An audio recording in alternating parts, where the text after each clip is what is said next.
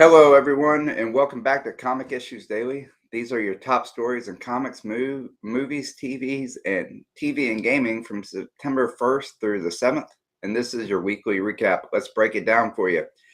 Comic-Con expands to Malaga. This is according to Lost40.com.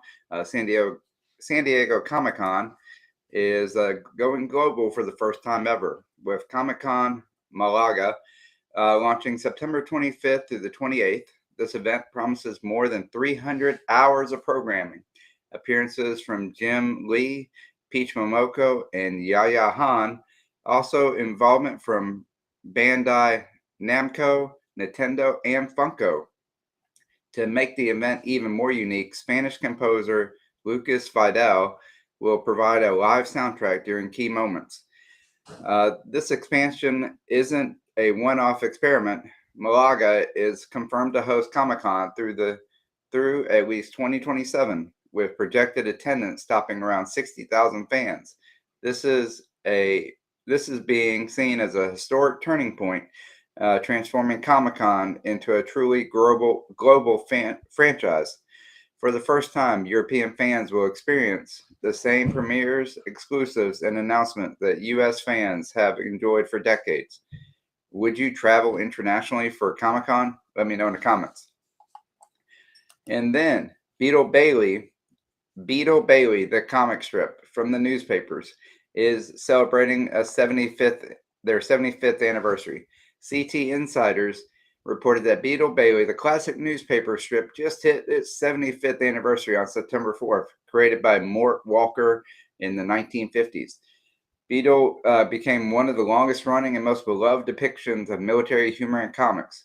After Walker's passing in 2018, his son Brian, Greg, and Neil carried on the strip to keep Beetle's antics alive. To mark the occasion, the family announced a new retrospective collection titled Beetle Bailey, 75 Years of Smiles. The anniversary sparks media retrospectives highlighting how the strip evolved with the American culture. From post-war times to modern conflict is proof that even at the age of superheroes and billion-dollar comic book movies, classic newspaper strips still hold an enduring cultural legacy. What's your all-time favorite comic strip? Drop it below. And then big news in the comics this week: Batman meets Deadpool in a crossover, and this is according to Polygon. As Polygon revealed, Marvel and DC are teaming up for the first time in over 20 years with a crossover event featuring Batman and Deadpool. Marvel kicks things off on September 17th with Deadpool Batman #1, written by Zeb Wells and drawn by Greg Capullo. Then in November, DC will release Batman / Deadpool, written by Grant Morrison and Dan Mora. This is the first crossover between the big two since the early 2000s, and fans' anticipation is sky high. The creative team alone are enough to drive excitement, but the possibility of renewing Marvel / DC's collaborations in the future make this feel even bigger. Collectors are already circling release dates, expecting these one-shots to become highly sought-after books. If you want me to break down every Marvel DC crossover in history, make sure you subscribe. All right, and then we got this is from Comic Book Club Live, Criminal Christmas Special and Supergirl reissue. This is reported that Ed Brubaker and Sean Phillips are releasing a Criminal Christmas special later this year. Unlike a short festive one-off, this will be a novella-length story bundled with an RPG module and additional extras for fans of the crime series. Brubaker and Phillips have consistently delivered award-winning noir stories, and this looks like another instant classic. At the same time, DC is making Supergirl, Woman of Tomorrow, more accessible with a compact comics reprint, timed perfectly to build buzz for her upcoming big screen debut in the DCU.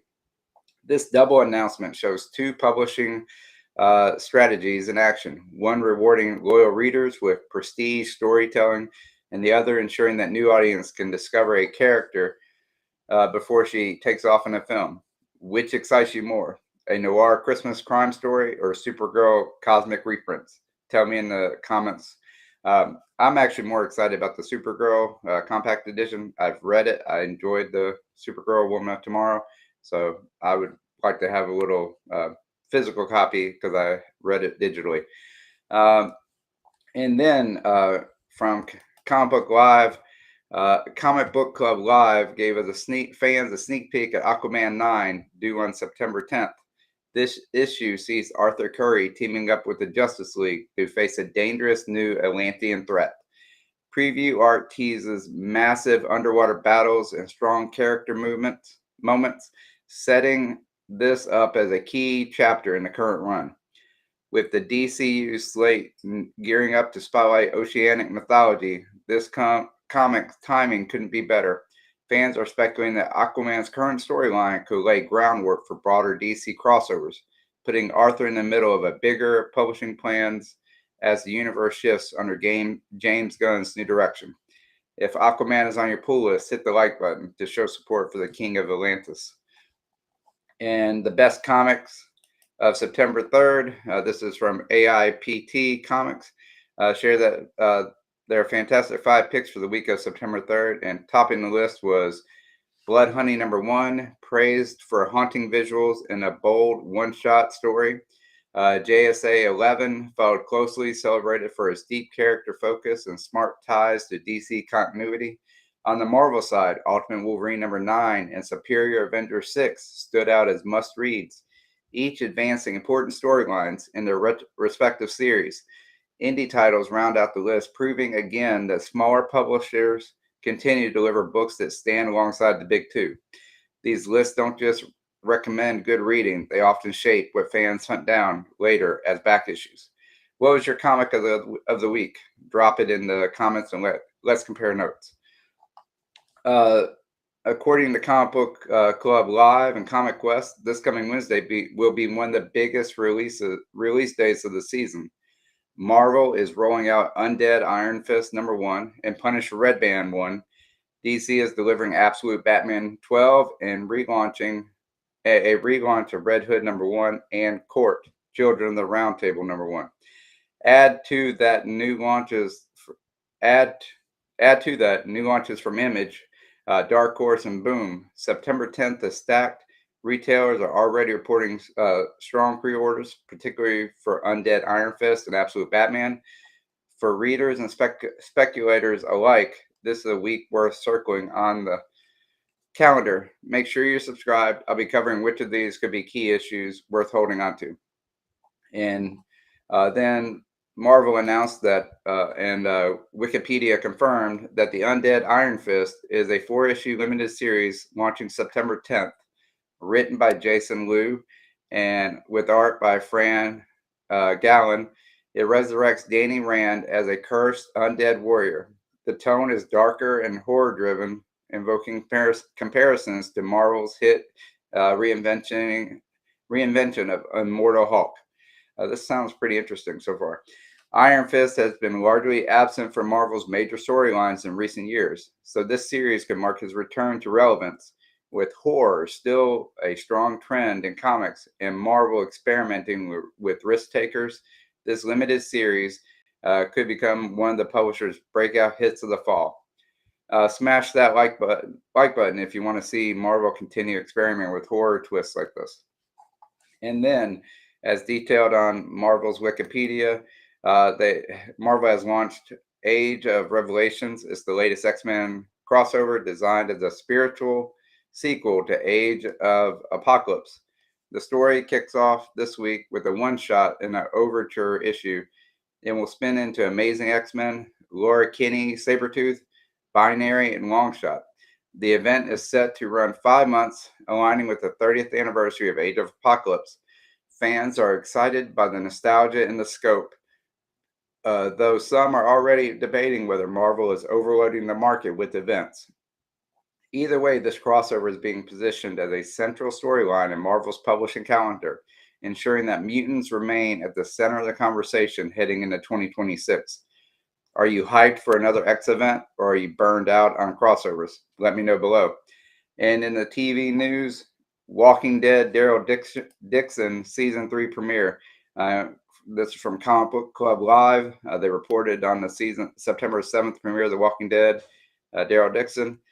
This episode titled Costa de Mort introduced Stephen Merchant in a breakout role that brought unexpected humor and warmth to bleak zombie settings. Fans have praised the addition as one of the smartest moves the series has made. The premiere has been widely hailed as one of the franchise's strongest in years, with critics saying it injects new energy into a long-running Walking Dead universe by balancing grim survival with moments of levity. AMC has proven that even after a decade plus, there are still fresh ways to tell zombie stories. If you're still watching Walking Dead spinoffs in 2025, smash the subscribe button. You're my people. And that's your weekly recap for September 1st through the 7th, from Comic-Con Global Expansion to Marvel's DC crossovers, a milestone for Beetle Bailey, and big launches for Marvel and DC. It's been a huge week. I hope you've enjoyed it. If you enjoy this breakdown, don't forget to like, comment, and subscribe so you don't miss the next week's recap. And remember, you can save 20% at Ron's Comic Closet with the code IHaveIssues. That's the channel sponsor. And I'm Bryant, and I'll catch you up in the next one because I still have comic issues.